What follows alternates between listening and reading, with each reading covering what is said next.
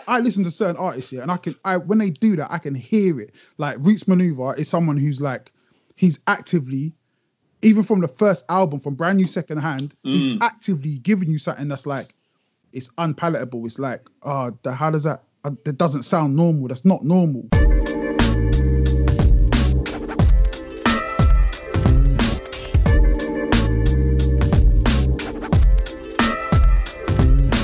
Welcome back to another lockdown edition of Shotgun New York's podcast. It's your boy Tom hosting solo again today, and we're here with another very special guest. It's UK rap veteran Genesis Elijah. How are you doing, man?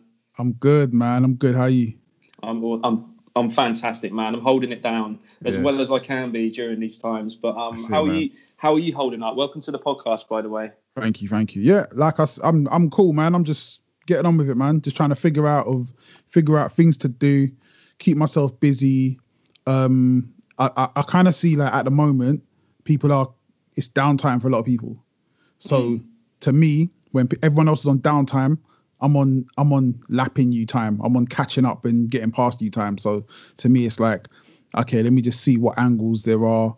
Where can I fit in? What can I do? Like, my mindset was, as soon as lockdown hit, my mindset was, what can I do from my house for people who also can't leave their houses? And so that's been my, like, the goal, just trying to figure out, like, what can I do and how can I make things work? And you've been making corn dogs as well, which is more important. It's mad, because it started as a joke in the family group chat. My sister was like, we're just watching, like, random videos. I watched someone make corn dogs the other day. I was like, for real? Where is it? Show me the video. Sent me it. I was like, all right, cool, I'm doing that. Oh man, yeah, they look really good, man. They had a nice little punk IPA nestled away in the corner as well. I saw that. Got that. I just started drinking beer, innit? Like, this is that was my first beer I ever bought. So yeah, this lockdown as well, I've started drinking. Day drinking is my new thing, man. It happens, man. It's like the nation's coping mechanism at the moment. Do you know what I mean? It's so mad. But I'm glad to hear I'm not alone in that. You've been going to what you were talking about, kind of channeling your, like, creative juices and lapping people and whatnot. You've been making a lot of kind of like videos on your channel, like kind of how to survive during lockdown, like how to kind of beat anxiety and those kinds of things, man, which I think is like, it's kind of really kind of noble thing to do, man. Like, because a lot of people are in a situation, say if they are like on their own or, they're not kind of lucky enough to be locked down with family members or things like that. It's a good kind of way to kind of channel some of those good vibes and help other people. So what made you want to do that? I think it kind of started, the first thing I did, I think when I first started actually doing, like, content for, like, with coronavirus content, it's more like a joke. It was kind of like, this will be over soon. You know what I mean? It's going to be whatever. And I did a song, which Ronnie, the Rolly rap. Yeah, man. Because I was gonna go on to that, man. Because, like, it's a good point you make. Because back then it was all very much like people were kind of like, this won't last too long, and the jokes were coming out, the toilet roll stuff, and you were just like, "Watch your hands, you nasty motherfuckers!" Like, I shouldn't have to tell you, bunch of muppets. It's just, which is true. But then obviously things have gone a lot more kind of somber and serious as it's progressed, and it's becoming like the norm now.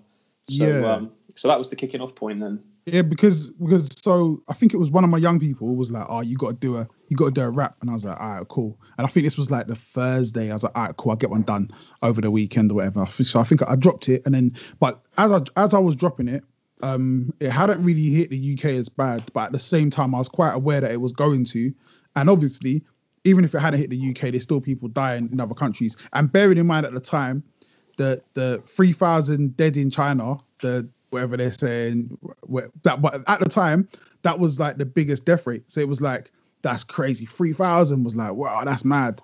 So I put a little thing underneath it, just at the end of it, just saying, big up all the people that are suffering from it, and it's actually not a joke. And then I had a few people kind of message or just things that I observed, people kind of taking it a lot more seriously than me. And I think a lot of people, so part of anxiety is, from what I observe, is kind of like really just dealing with life or taking things a bit too seriously.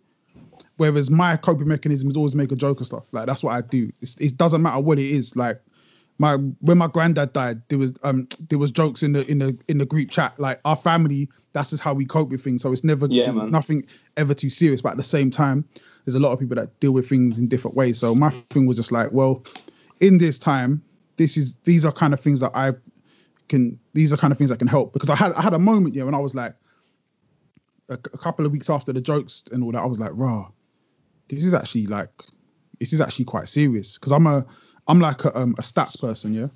So I'm looking at all these stats, and I'm looking at China, I'm looking at Italy at the time, and I'm like, oh shit, that's coming here, man. Like this could be something. It could be something.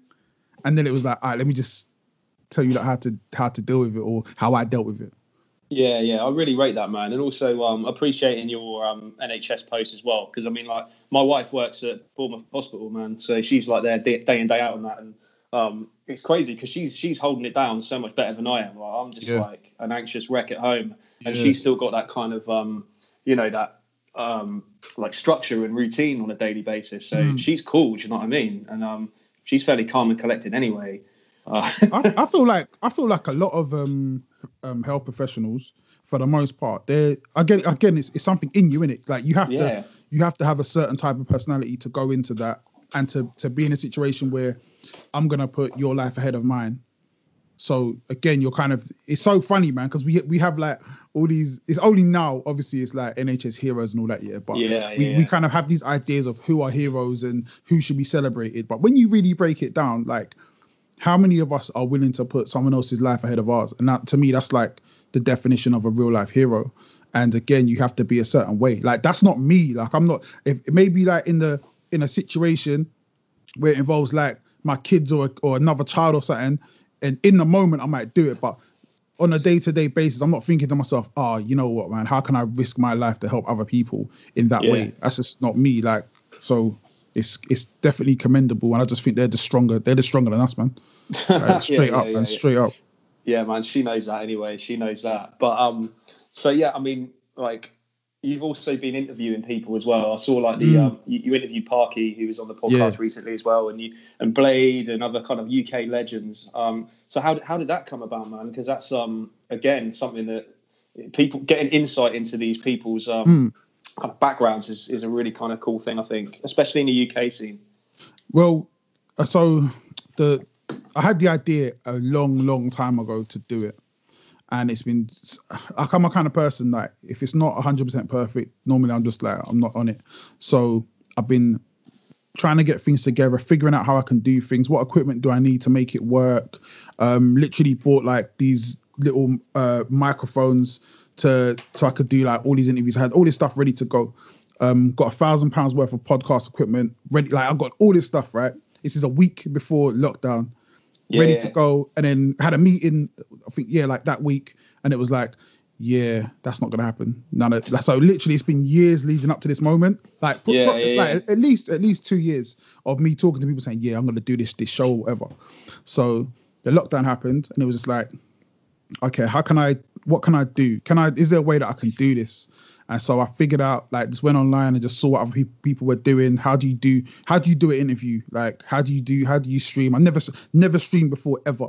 The first time I'd ever even streamed was the day before the first interview, just to see how it worked. And then AC was my first interview, because I was like, yo, bro, if this messes up, and it's got to be one of my mates. So I had And to be fair, the first like 5 or 6 interviews were really like people that I talk to on a regular basis anyway, just so if it messes up, they're not going to be too vexed. Or if I go out my way and like spend weeks trying to get, Kalashnikov, and then I get him on it don't work, I'll be like, sorry, bro.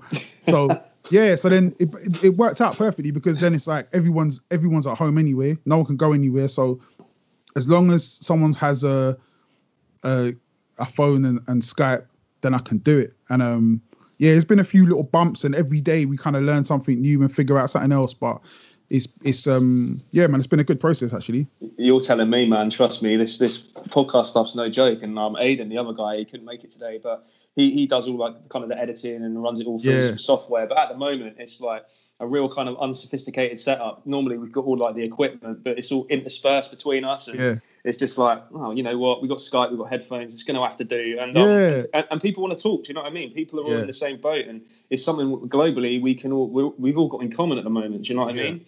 So it's cool getting individual insights from different people and their own kind of experiences and how they're dealing with it all. But, and I think like as well, we kind of have like as an artist, my thing is always like I'm trying to provide content and just like what do you, again, like you say, your wife's saving lives, then as a rapper or as an artist here, what are you doing? Like what's your part? And my part is like, well, create content, man. That's what people want. And even though to me, a lot of times music might be something so simple, like it takes me no time to make a song. But I made 3 songs yesterday, like without even trying. But like to someone else, it means a lot. Like this music can get them through, can help them to, you know what I mean, through life. It sounds so stupid when you say it, but the messages come back. People hit you up like, yo, bro, I just got your lyrics tattooed on me, and I was gonna commit suicide, and this song helped me through. And it's just like, it is something. So you kind of almost have like a duty, or well, you don't have a duty, but if you can, man, I think you should do it. I hear what you're saying, man. I think obviously music's very personal to a lot of people, and it must be like the kind of ultimate compliment for you as an artist, hearing stuff like that and thinking, wow, what I've done like has touched people and has actually made a difference to someone, even if it's one person. Do you know what I mean? It's that means a lot, man. But you mentioned Kalashnikov, like so obviously like Jar Bless was like, back in the day, that was my jam, man, because I think that kind of encapsulated that UK hip hop sound that I came into. Do you know what I mean? So like, when was it? 2000 and was it 4 or 5 that dropped? Yeah, most of Deh Pon Road. I think that the album came out 2005ish, but the single was out a little bit before that. Yeah, that's right, man. And I think that's the kind of UK sound that got me hooked, and obviously since then you've kind of evolved and you've gone off on a different trajectory. You've kind of dipped into different vibes, different styles, different sounds.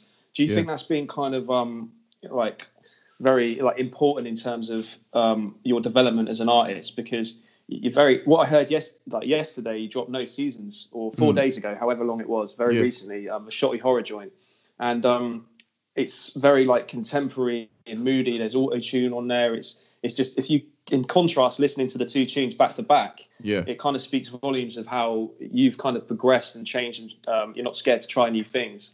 So how has that journey been for you, man? And was that kind of something that just happened naturally, or was it like a conscious choice that you would change things up and diversify? I think it's a bit of both. I think it does happen naturally, because really and truly, I only ever make the music that I like. So it's kind of got to keep me interested, and I've got to push the boundaries. It has to be, where's this is normal, where's the little bit extra, where's the bit where I start feeling, I don't know if they're gonna like that. Like, to me, I love that feeling, because then it's like, right, let's have a look, and if you throw it out there, and it's funny as well, because I guess I had it for a really long time, but it wasn't until I did this song Other Side. And I think that was on, I don't even know what even project that was even on. It might have been on one of the EPs. It might have been on, I don't know, it might have been on Private Moments in Public. But the original song was done in like 2010. And I remember making it, and it was the first time I'd really done like a lot of auto-tune stuff. But at the same time, it's the music I was listening to at the time. And I remember making it and sending it to I think I sent it to Terry Hooligan. And I was just like, I don't know if they're gonna feel this, man. And I think his words are probably like, "Sharp, you can't put it out." And I was just like, all right, cool. And so did it, and then like it didn't even not like the reaction I thought I was gonna get. I didn't even get. The reaction I got was just like, "Oh, this is sick."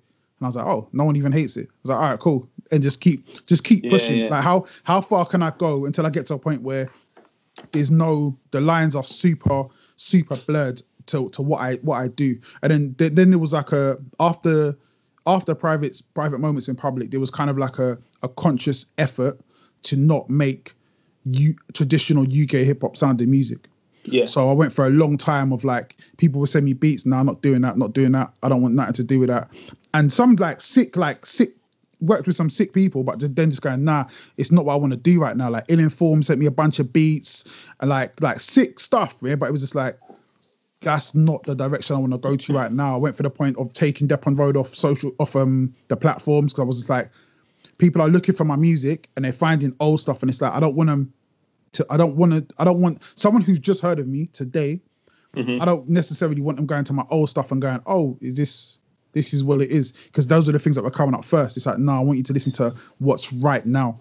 Yeah. So that's kind of like how I got to where I am now. That's an interesting perspective, because I guess it's kind of dependent and relative on the listener's experience. Because like personally, like I'd go how I listen to an artist. If I dive down a rabbit hole, I'll start at the beginning and I'll work my way through their discography. And then kind of, I guess now we live in a singles generation, so we talk a lot about playlists and stuff. So you hear the kind of most popular tracks are the ones that kind of resonate the most with you, and then you'll save those down, and then you'll kind of like discard everything else. Do you know what I mean? Yeah. But I think that's interesting, man, because like that's obviously where you started out, and to say that it's like, it's not really what I'm about. It's just I've not heard that before, man. But if you think of it, I always relate to what I do to how I relate to other artists. So artists like Mobb Deep, I love Mobb Deep. I don't like the Juvenile Hell album. To me, it's like, it's all right. I love Eminem. I don't like the Infinite EP. I'm like, like a lot of the early stuff is like, you're kind of you're listening to an artist who's trying to find their way.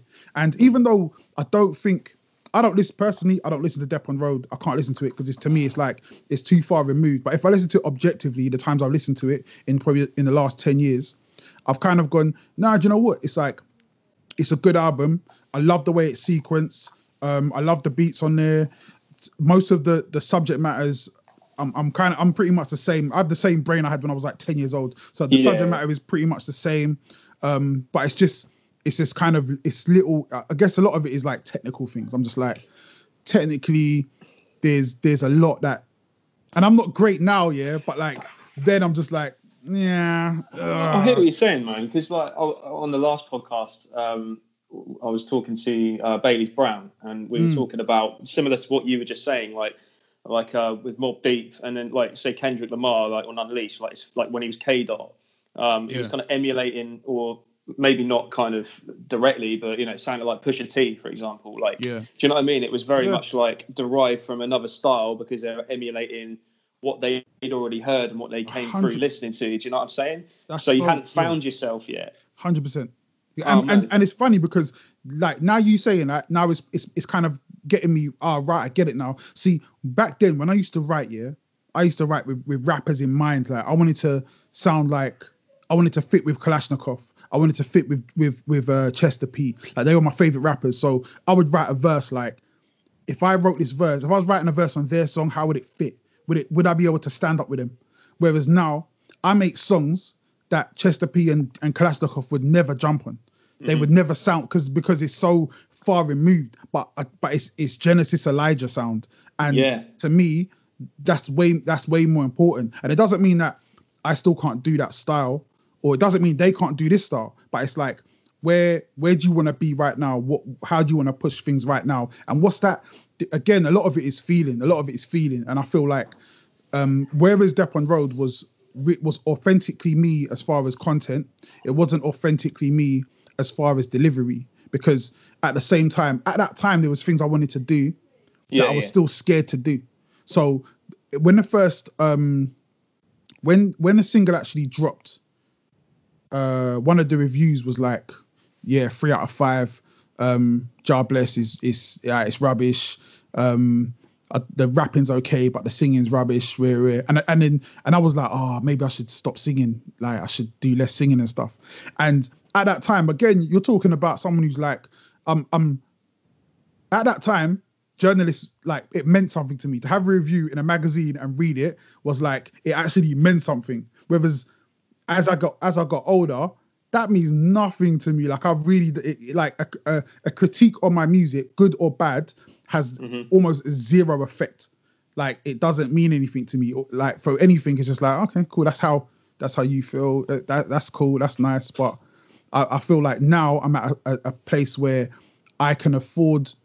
I'm trying to make mistakes. I'm trying to make a song that someone goes, nah, bro, like that's the shit. Like you gone too. Like I'm trying to do that. Get like, cancelled. Yeah, like yeah, that's like because I feel like if you're not doing that, then you're not pushing yourself far enough. You're still really comfortable. There's two ways of looking at it, I guess. Because one, to your point, it's the Genesis Elijah sound is unique and individual to you as an artist. But on the other hand, it's kind of, if say you are in one lane and you're making one piece of music, but you're comfortable and you enjoy making that music, then there's no harm in doing what you're doing. Do you know what I mean? 100%. You don't necessarily have to chop things up, but what you've done, you've gone off on a trajectory, you've thrown different things into the mix. And I really kind of rate that. I haven't thought about it in that way before, that, it's uncomfortable. It's not, and I wonder how people are going to react to it. And that's what motivates you to do it. And do you know who else does that? That's fucking sick, man. But I think I listen to certain artists here, and when they do that, I can hear it. Like Roots Maneuver is someone who's like, he's actively, even from the first album, from Brand New Second Hand, he's actively giving you something that's like, it's unpalatable. It's like, how does that? That doesn't sound normal. That's not normal. Mike Skinner, he's giving you things, that's so personal to him. The way it's been put together is so personal, and it's just like, you take it or leave it, man. It is what it is.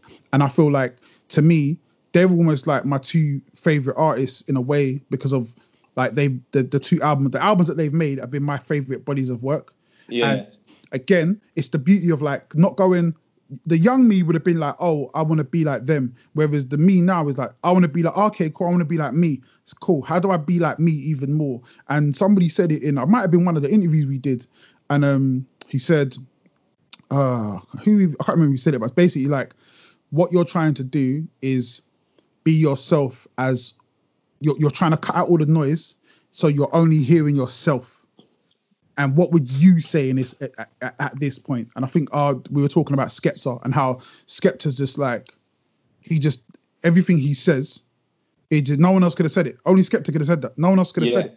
And it's like, where's that? That's that bit. Like, that's that bit. Roots Maneuver's got lines like that. No one could have said that. I sit here contented with this cheese on toast. No one else could have said that, and they haven't said it.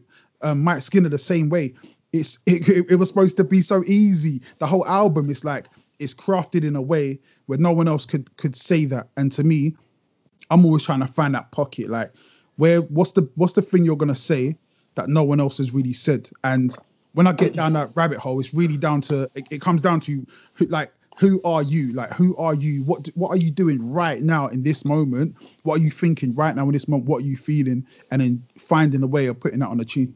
Yeah, man. Because I guess like, independent music and hip hop specifically can be, kind of oversaturated in a lot of ways, and you have to kind of find ways of kind of differentiating and being different in order to kind of sustain longevity in your career, which you've done. I mean, you've been about a minute, man, and obviously you've seen how like the independent scene in the UK has kind of evolved over time and changed, and kind of the live music circuit and all of that kind of stuff. And you've been doing it such a long time, still going strong. Like, do you think as well, obviously, like your lyrics are very throughout all of your projects, even though the kind of styles change, you've always been very kind of candid and honest in a lot of your lyrics, like that track Flowers, you're very kind of vocal with your frustrations of being an independent artist, and almost you're kind of saying, it's your own fault for taking that route, but I wouldn't change a thing, and that kind of stuff.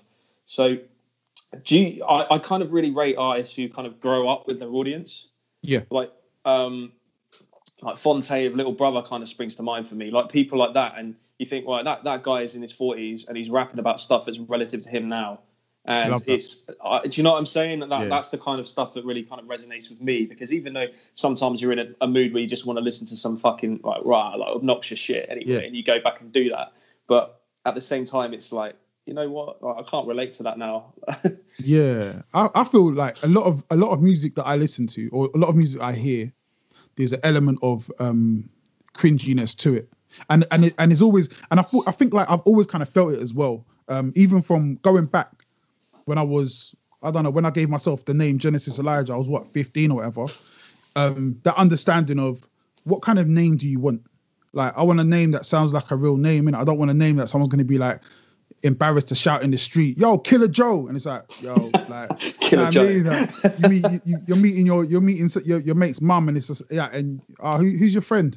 Oh yeah, that's Murderer Steve, and it's just like, all right, cool, man, because there's a lot of elements of the street culture that you grow out of, and it's. I love listening to drill. I love listening to pretty much I listen to everything here, but I feel like there is an age where you're just kind of like, this isn't cool anymore. I don't want to hear anyone over 30 really talking about the road like that. Like, to me, because and again, it's like it's not about the music. It's about real life, because we're in situations where if I was to tell people, yeah, man, I'm 35 and I'm still out on these roads, they look at me like, bro, that was never the goal. The goal was to get in and get out and get to the next. There's always levels to it. It's like, why are you not progressing? So your music should progress. At the same time, I'm a hypocrite because actually, no, I'm not a hypocrite. I'm kind of a hypocrite. At the same time, I loved listening to like Prodigy talk that road shit and that gangster and Stars P, but at the same time, they still give you an element of, we're grown with this. Jadakiss as well, like, and to me, that's how like a gangster should be. Like, there has to be a level of where do you grow up and you move to the next stage. It can't always be this, and sometimes, it is, for me, it's age. What's age appropriate, man? What are you talking about? Does it make sense? And at the same time, I don't mean like you shouldn't be out partying and having a good time, because you can do that forever, and I'm gonna do that forever. But to me, it's that whole thing of, if you're in your 40s and you're still talking about chasing girls, it's like, all right, bro, like, I feel sorry for you, man. Yeah, man, yeah, because and you know what? It's nuts as well, because the way you said that, you got friends on Instagram or Facebook, that are like older than you or your age, and you see them out every night, and you're just like, damn, man, come on, bro. Like, you're right. And you feel embarrassed because you're just like, like, you're like, every now and then, cool, man, have fun, but there's certain levels to it. It's like, I don't want to be judging you, but you're making it difficult for me not to. You know what I'm saying? Yeah, exactly, man. So rewinding things back to the beginning. So how did you first discover your kind of passion for music? How did you get into hip hop? And obviously, we talked about it earlier, the name Genesis Elijah. How did that come about? So I got into hip hop or rap. It's kind of like, people talk about what's your culture and why is hip hop your culture? Because of where hip hop comes from. So my uncles were listening to that. My cousins, I grew up around listening to Big Daddy Kane and LL Cool J and that kind of stuff. So it was always kind of there. I had the first time I really got deep into rap was, I think I was like 8 or 9, and Ice Cube, America's Most Wanted, just come out. So I had a cassette player that my granddad had bought me, and I stayed at my nan's house, and my uncle had the tape. I played the tape back and forth, man, for like the whole weekend. Learned literally every lyric, and that was it, man. Like, from then on, there was nothing else I was ever gonna be. Like, I was gonna rap. Yeah. So then it just kind of progressed from there. Like, started, kind of like, I wasn't at that time, even though I was really into rap, I wasn't really writing. I think I didn't really start writing properly until I was probably about 11 or 12.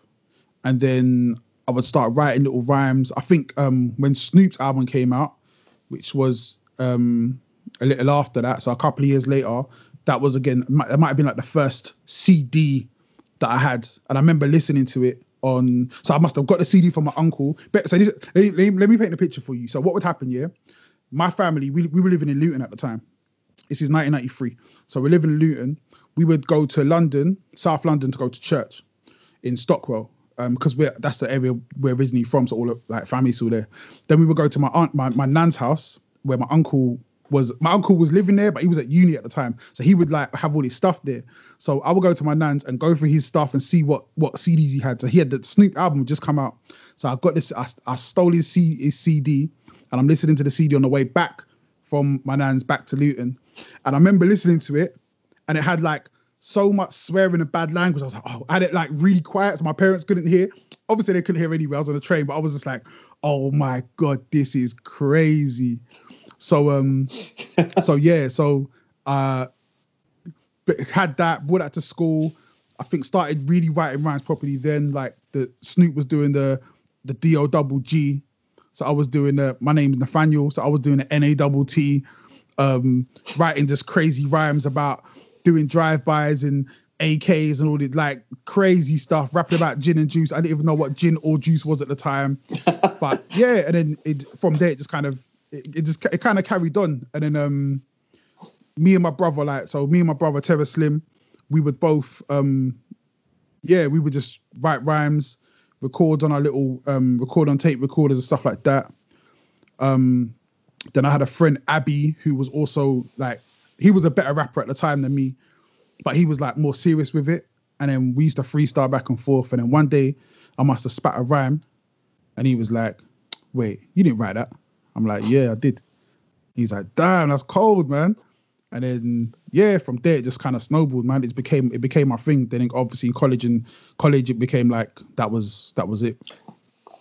Man, that's great. So you came through, obviously, like in the kind of early 2000s with like, you know, the time of like your Skinnymans, your Task Forces and all of those guys. So you've kind of shared a stage and you've worked with a lot of these kind of people over the years.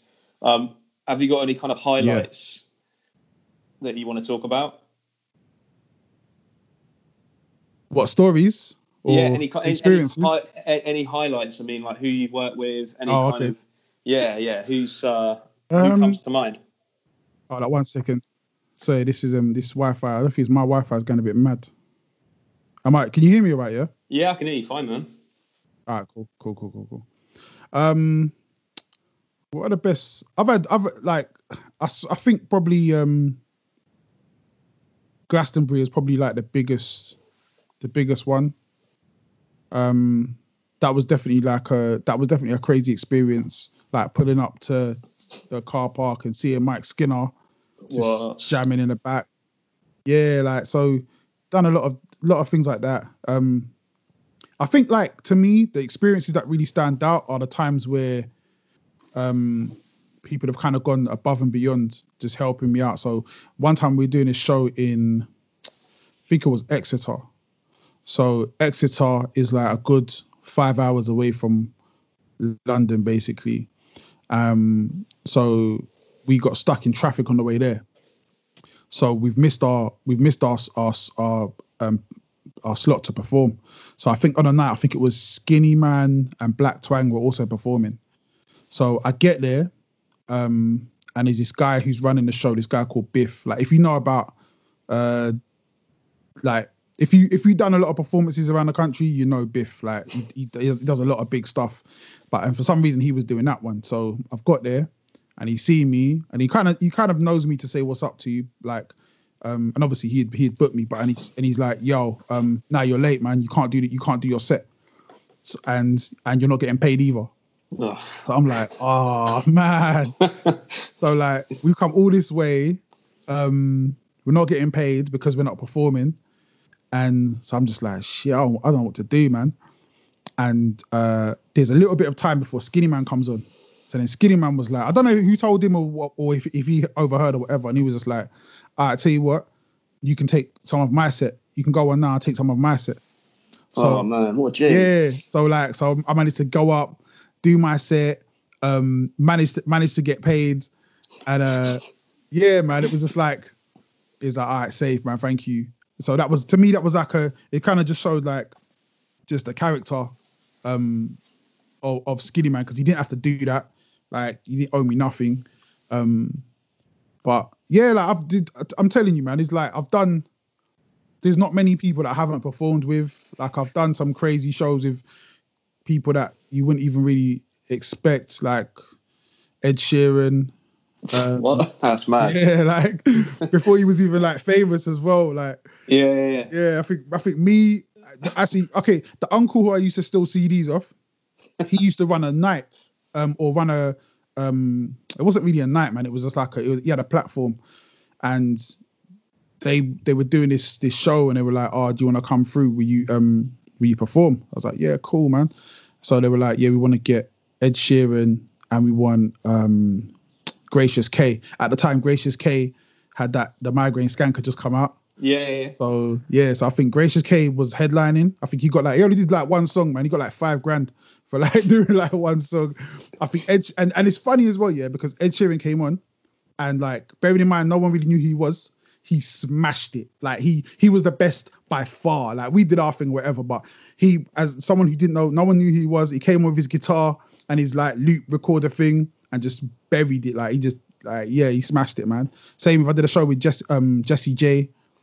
And again, this is before she was signed, and she just came on, and she wasn't even on the bill. She came on the open mic section, and just buried it, man. Just the whole place was just like, I don't care who was on the flyer, I don't care who was there before, no one matters. Jessie J put the place down. So do you think when you kind of witness performances like that, obviously back then, like now in hindsight, now they're kind of big superstars and whatnot, but back then, do you think like, oh yeah, actually in retrospect I can tell that they go on to kind of achieve a level of success they have, because do you know what I'm saying? It's kind of like obviously back then you probably just thought, oh shit, and the same thing happened to me when I first saw like Rag and Bone Man before. Same thing again? Did that say exactly the same? I could say the same story. Yep. Yeah, do you know what I mean? It was kind of he was supporting. It was a Bristol gig. It was like KRS-One. It was Pete Rock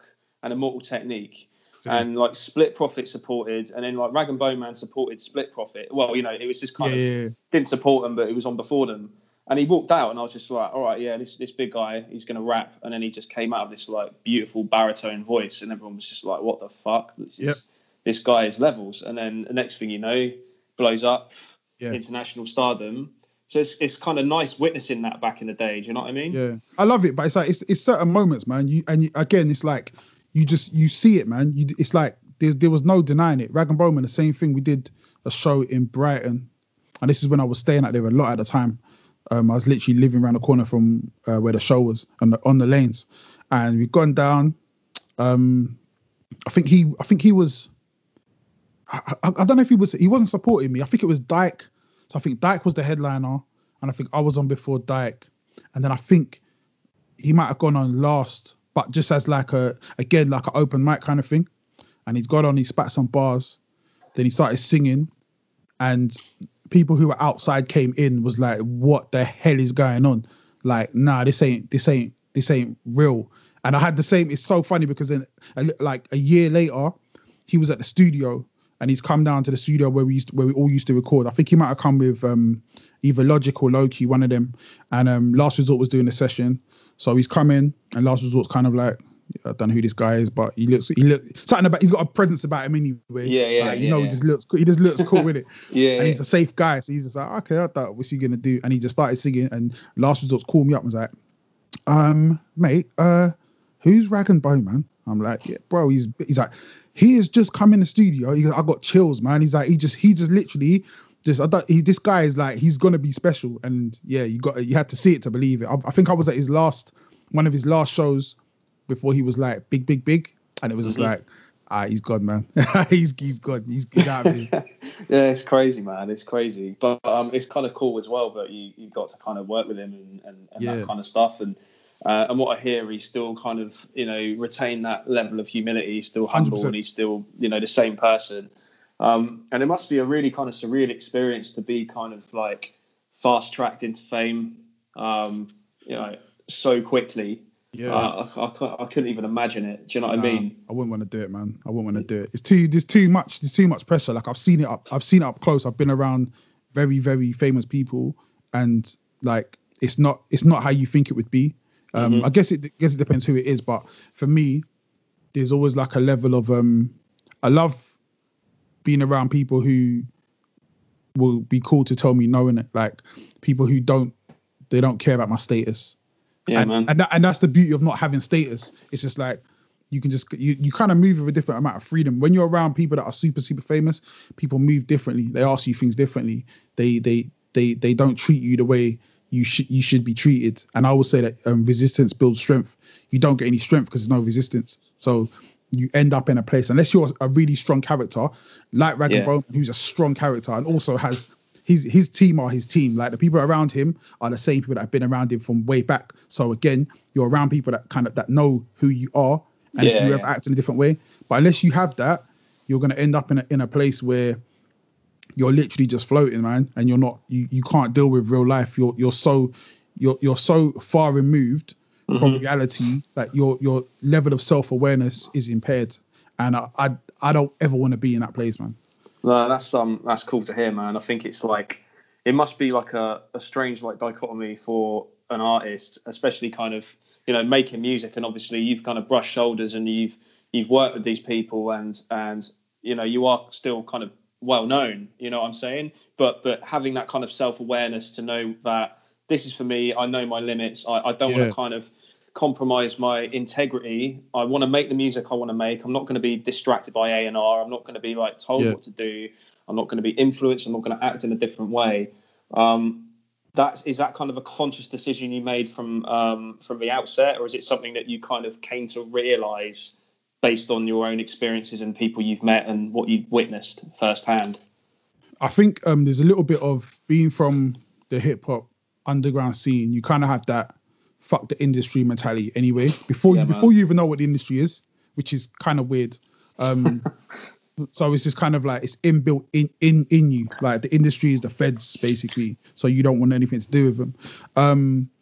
As you kind of get more into the scene and you kind of understand that everyone has their place, I've kind of taken a softer stance as far as like working with industry, because I actually feel like my being independent for the beginning of my career hurt me way more than it helped me, because being independent is cool if you know what you're doing.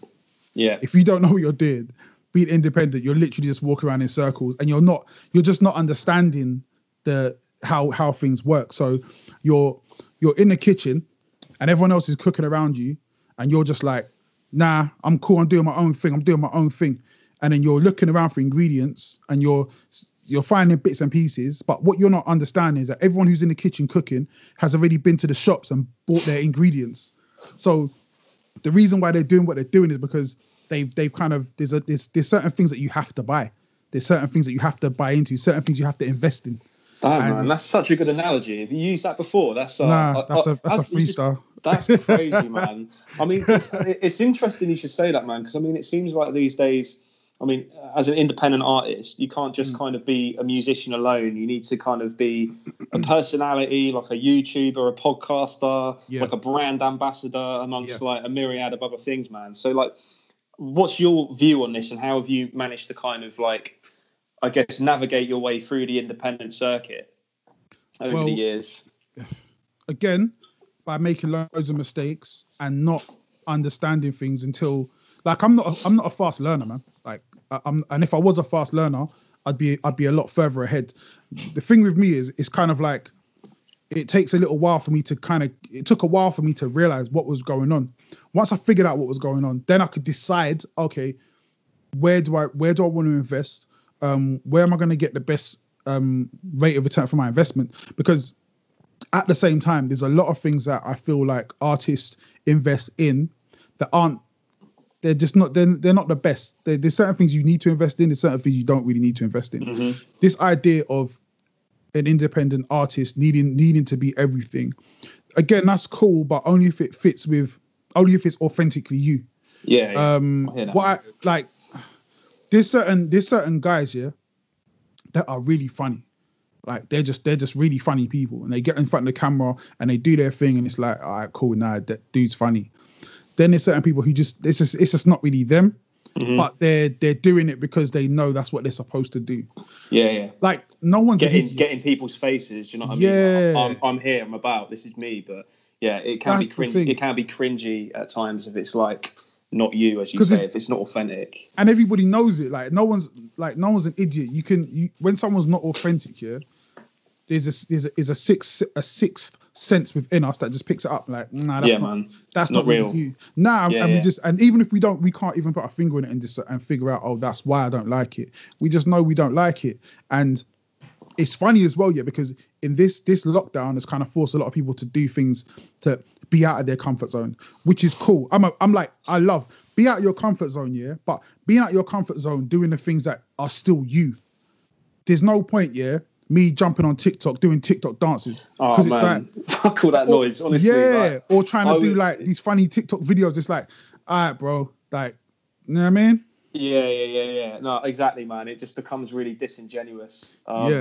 And cringeworthy as fuck as well. And it's a bit like, that like celebrity sing along that kind of backfired, like Gal Gadot and like everyone trying to sing Imagine, and it just got shot down. Of course. Oh man, that was because we love that. We love like one thing about us, yeah. We love shooting things down, man. It's cynical. Fun. It's British, isn't it? 100%. So then it's like, get in where you fit in. Figure out like where does you and that's the beauty as well. Like that's why I love about UK music. Yeah, for the most part, it's so like British culture is so self-deprecating and taking a piss. And once we get that right, and once we get in there with that, it's just we just create magic. And it's like that's where we're supposed to be. That's what we're supposed to do. We're not supposed to be like this. We're like, regardless, it's politically correct not to say it. We're smarter than Americans, man. Like we just are. The way we interact with each other, the way we interact with content, and the things we appreciate, it's a different level. So us trying to do the silly stuff, it's not really working, bro. Yeah, man. That's going to be like the tagline for the YouTube video. Genesis Elijah says we're smarter than Americans. Yeah, tell him, 100%. Get you cancelled. Man. So, have you discovered any like new music during lockdown? Do you kind of like listen to a lot of music generally? Because I know I've been that's basically all I've been doing: reading, listening to music, watching movies. I'm more of a movie person than a music person.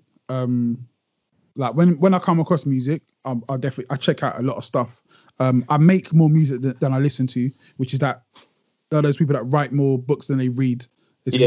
So that's a bad thing to do, but it's definitely the way I work. As far as music, what have I been listening to? Again, I see stuff that pops up that's big. So like obviously Drake's new project I listened to. First listen, I was like, it's all right. A couple of songs I was like, nah, not really my thing. And that's Drake's my favorite artist, so for me to say that is something. But nah, there's not really been much. Actually, I listened to I only found out today, it dropped a couple of days ago. King Aggie dropped a new mixtape, so I literally just started listening to that earlier today. I'm gonna check that out. Seen. Yeah. So you're into your movies then. What was the last film you watched then? All right, so I watched did every single Marvel movie. Did you get Disney Plus then? Or, Yeah, Disney Plus. Had to get that. Started watching. I was gonna do like the Star Wars, but none of my family like Star Wars, innit? So I was gonna watch it. I might still do it, yeah, in order. Yeah, man. Phantom Menace. It's all about. I don't know, man. I can't. Gotta do it, bro. You've got prequels, man. It's all about the original. Thing is, you can't find the original trilogy, like like how it was. Because they released a special edition in like 1997 with all the shitty CGI updates, and you can't find the original anywhere unless you own it on VHS. Yeah, you can't find it anywhere, man. My dad's probably got it. He was like, oh, he hit me up and was like, yeah, man, I'm watching all the new Star Wars, watching it all again because he got Disney Plus as well. I was like, nah, not really. But then I was like, oh, it's May the 4th, man. Come on, got to do it. Yeah, man, exactly, man. And every 30 seasons of The Simpsons are on there, but it's only seasons 1 to 12 I really kind of fuck with. All right, listen. Listen. Because I said the same thing. Yeah. So what happened is, I started watching from season 13. No, that's a lie. Yeah, I started watching from season 25 because I was like, I couldn't remember where I'd like got up to, and I was just like, I'm not really feeling this. But then a couple of episodes in, I was like, nah, it's all right. Got all the way through to season 30, and then I started again I think I started from season 12. Yeah. And it's like, you kind of got, Simpsons got its own rhythm, and you kind of got to like get back into it. And once you, man, it's not Family Guy, it's not, you know what I mean? Mate, it's when it was like on form, it was probably like, you couldn't really beat it. I think, obviously, the first season was kind of finding its stride. Because I don't think, obviously, it's been on like as long as I can remember on TV. Do you know what I mean? As a kid watching it, but I don't think I've ever sat down and watched them in order. Do you know what I mean? So doing that now, like start to finish, it's actually, the writing back then was just absolutely on point, man. I think I was reading that the writing staff was like, I think there was like 20 of them or something. And as like the seasons progressed, like they kept like falling by the wayside, going on to big things, you know, like Conan and those people having their own TV shows. So the writing got worse. And also the kind of, you know, back in the day, it was like if a celebrity made a cameo on The Simpsons, they were really carefully like written into the storyline.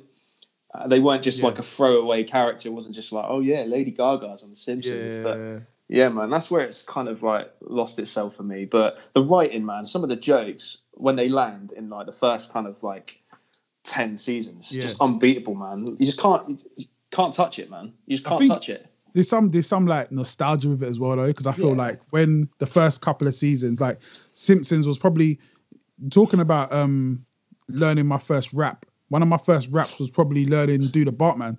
Like that's probably like that might have been one of the first ones, because that was like 87 or something.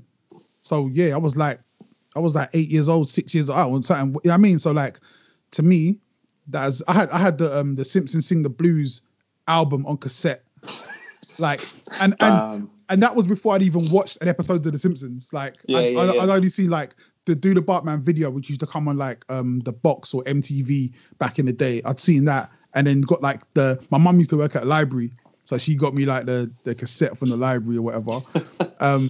So yeah, like Simpsons, I think there is definitely that nostalgia to it, and I guess as you get older, watching some of them, you're a little bit like, yeah, because I think sensibilities have changed. The way, just the I don't know, the way we expect our comedy to be is very different, and it's funny when you look at like Bob's Burgers. You compare Bob's Burgers to Simpsons, it's like Bob's Burgers is way more realistically funny, but also crazy at the same time.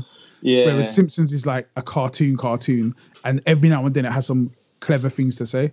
Well, I think like if you go back to like the early seasons, though, man, like just the writing and like the jokes and the stuff that went over your head as a kid. Yeah, I was watching it like even like now, thinking like, man, this is so like the jokes are so layered. There's like jokes within jokes within jokes that just don't happen anymore. So yeah, man, that's my shit. Besides that episode where when he buys the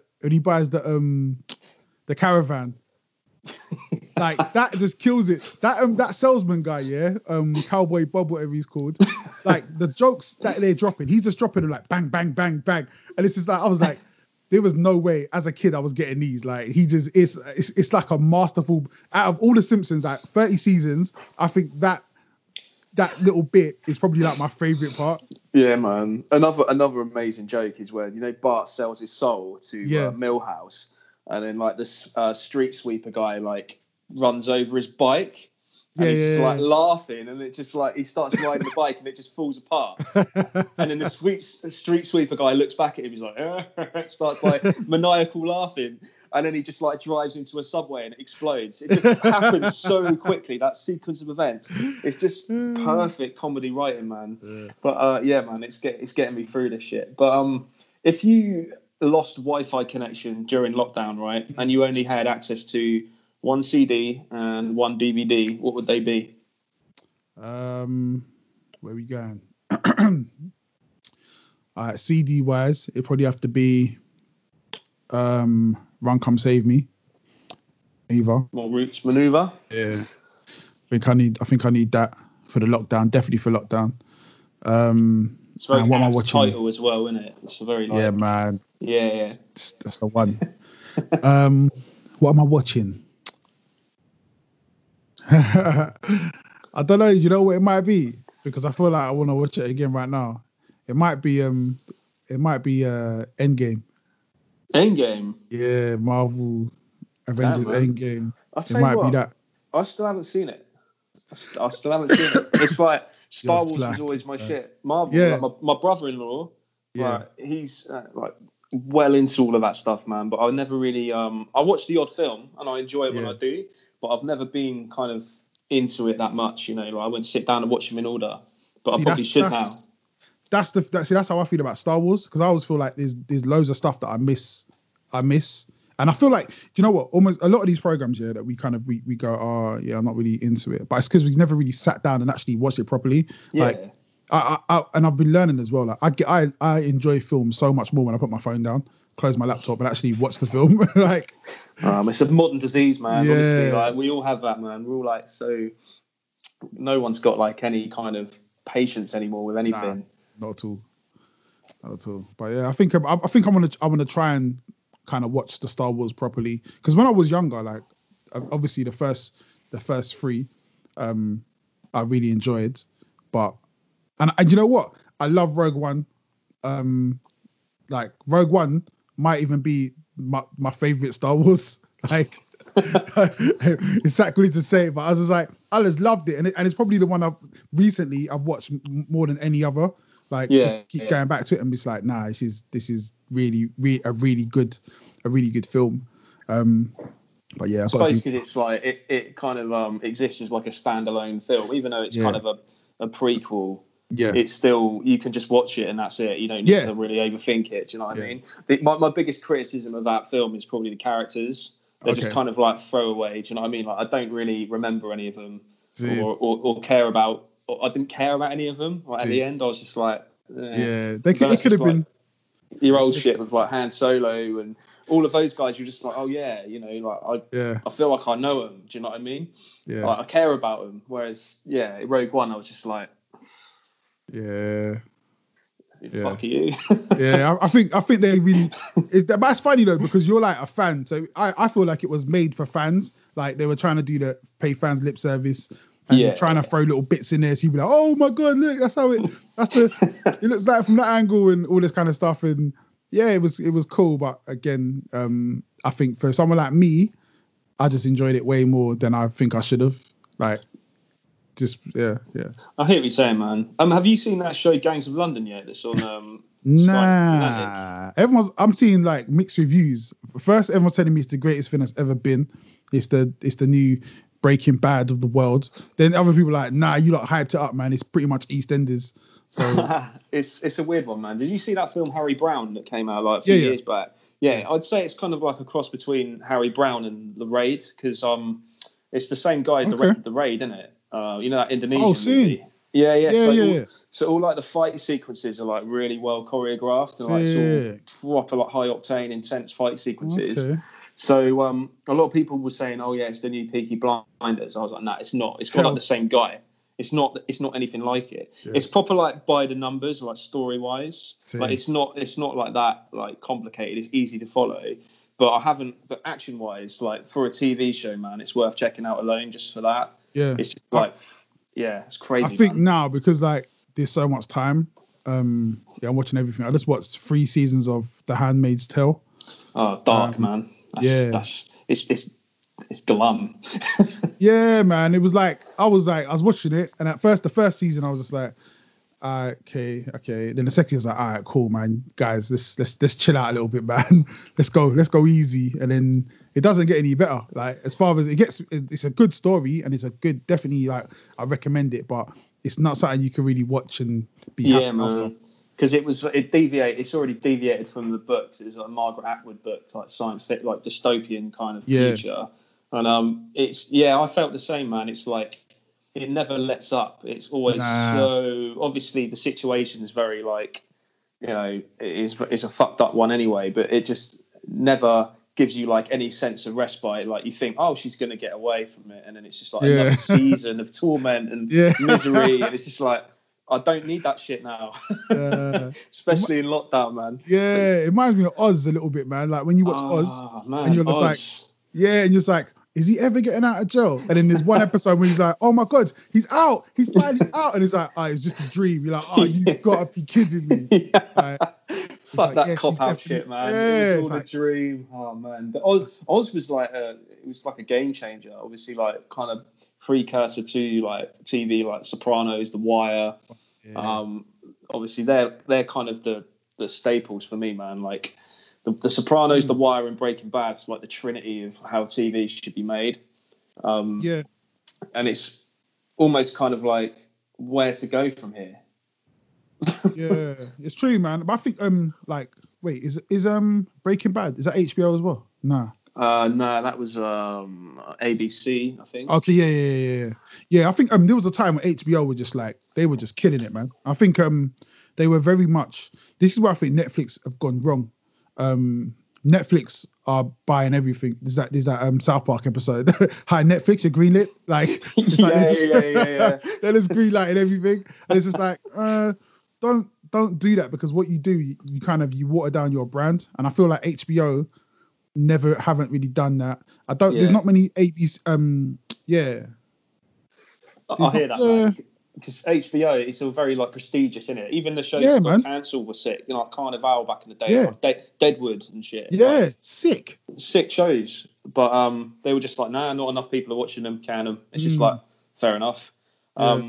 But yeah, man, I agree. They're still churning out some really good content. They're doing a lot of stuff with BBC as well. So a lot of HBO, you get HBO, BBC kind of do a few shows together, or it might be like the HBO will buy a show or license a show from the BBC. Because for the most part as well, BBC, they're quite, even if it's not stuff that I like, but there's always that kind of like with HBO and like American productions, there's always that kind of level of sheen and production quality. It's just like just kind of tops BBC. Like BBC, you're always kind of very aware that you're watching a BBC production. I don't know whether it's just like the acting or I don't know what it is, but you're just kind of like, it's something that's not quite there, man. But anyway, just conscious we're rambling on about films and stuff, man. But I could talk about this shit all day, but just conscious of your time. So what's next for Genesis Elijah music wise, man? I think there's gonna be so the album is already finished, but the problem with the album is we're just not in the right place for it to be received. Like I don't want it to be heard where people can't leave their houses. Like I want it to be played in cars and clubs and people to be able to come to listening parties and that kind of stuff. So I'm holding out on that album, which was the album called Vision. So I think that's going to be held out for a little bit. Maybe just probably just to the end of the year, September, October, whatever. But before that, there's going to be a kind of like another mini album, which I was literally in the process of doing the track list. The 3 songs I did yesterday are going to be for that as well. So it's just kind of like something that kind of speaks to the vibe and speaks to the situation that we're all in. Mm-hmm. So it's not necessarily going to be a whole album about lockdown, but it's just a kind of an overview, kind of like a summary, and just something that in years to come I can go back and be like, yeah, this was made like during this time. This was made where we couldn't get out. So yeah, man, it's important to document these things. I mean, in the meantime, you've got the Isolation EP as well. Yeah. So I was umming and ahhing and be like, shall I add that to the album and do that, like put those out as a proper album? So I might add those tracks as well and just put it up on Spotify or whatever. Which if I do that, you can take some credit for that, because that's you reminded me I've actually got those songs. I'm like, yeah, I really should do something with it. Man, it's crazy how you're sitting on so many songs you forgot. For real. That's crazy, man. I started going through. Cause I've got I don't know how many beats. I got beats going back to like 2015 on this hard drive, and I was going through them, and I was like, I forgot about that. Songs that I just haven't done, and then I found an album that I was gonna release next year, and I was like, do you know what? I might release some of those tracks a bit early and like just moving things about. But there's so much music, because I'm always in a position where I record quite a lot, or I go through stages where I record quite a lot. So there's a lot of music that people haven't heard, which I don't like doing. I don't like sitting on music, but this just happened, man. I've got literally hundreds of songs here. So get it out, man. Get some of them out, man. See what the reception. Do you know what I mean? Just put it out to the world and see what happens, man. Yeah. I want to have fun with it, man. Like originally, the album I was gonna do was gonna be like really experimental. So originally, there was gonna be no rap on it. It's gonna be pure singing, and it's gonna be just weird vibes. But it hasn't gone that way. It's gone way more rappy, way more trappy. So I'm just like, all right, cool. I'm not a kind of person who can, if you say to me, make a funk beat, I can't do that. I'll just make a beat. It might be funk, it might not. So you're a bit of a maverick. Yeah, man, it just happens, whatever happens. So I started trying to make certain sounds and it becomes something else. But as long as it sounds good, or as long as I enjoy it, I'm like, okay, cool, we can go with that. So yesterday we had three songs that I was like, okay, these can definitely work. So some of them need a bit more work on the lyrics. But they're like, yeah, man. Like, real talk, man. No, I'm looking forward to it, man. But before we sign out, is there anyone you want to shout out? Is there anything else you want to plug? And where can people find you on socials? Obviously, shout out my family that I'm locked down with right now. They've I haven't killed them yet, so they're they haven't killed you yet either. Yeah, so we must be doing something right. Obviously, big shout out to all the health workers, big shout out to all the key workers. Yeah, man, I think right about now that's kind of the most important people that we have in our society. I'm easy to find, Genesis Elijah on all socials. Come say hello, man. Yeah, Matt, really appreciate you taking the time out today, man. And I hope you stay safe and sound. And that goes to everyone listening as well. This will come out on YouTube, Spotify, all digital platforms, at Shotgun the Orcs, all socials as well. Man, thanks again for your time, and just stay safe and sound. And that's a wrap. Peace. Bro, thank you, man. Blessed to you. And obviously, man, big up your wife as well, man. Thank you, man. I appreciate it. Peace. Yes, brother.